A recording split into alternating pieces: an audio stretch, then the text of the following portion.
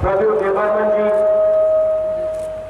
वीरजीत सिन्हा जी, समीर रंजन बर्मन जी, गोपाल चंद्र रॉय जी, पीयूष कांति विश्वास जी, कांग्रेस पार्टी के हमारे सब नेता कार्यकर्ता, NSUI, महिला कांग्रेस, सेवा दल, यूथ कांग्रेस के हमारे सब लोग, प्रेस के हमारे मित्रों, भाई और बहनों, आप सबका यहाँ बहुत बहुत स्वागत। दूर दूर से आप आए हैं, इसके लिए मैं बहुत बहुत आभारी हूँ। खुलूंगा नमस्कार। हमारे सामने कुछ ही दिनों में लोकसभा का चुनाव। एक तरफ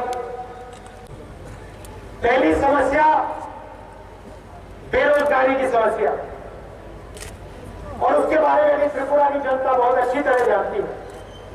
7.5 लाख बेरोजगार युवा आज त्रिपुरा में है। मोदी जी प्रधानमंत्री बने थे,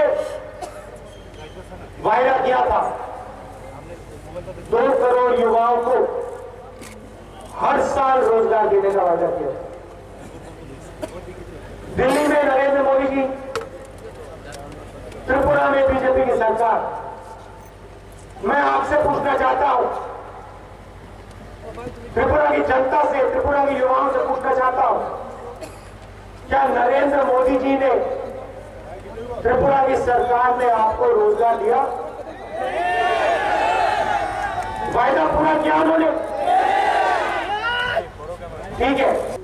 जहां भी देखो आप हिंदुस्तान में, किसी युवा से पूछो भैया क्या करते हो, जवाब मिलता कुछ नहीं करते, कुछ नहीं करते।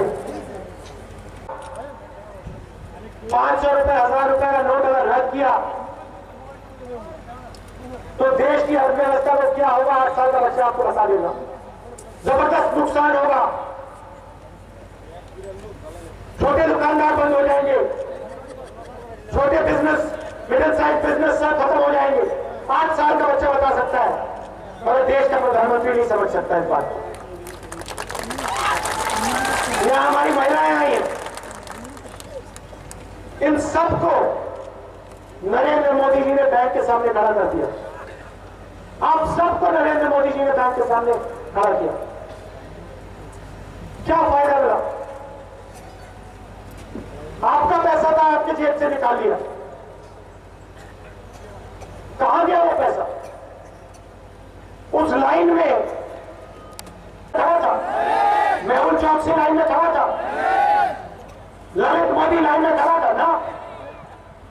नीरव मोदी 35,000 करोड़ रुपए लेकर चोरी कर गया, भाग गया। नोटबंदी में इन्होंने पैसा बैंक में डाला, आप सबने पैसा बैंक में डाला।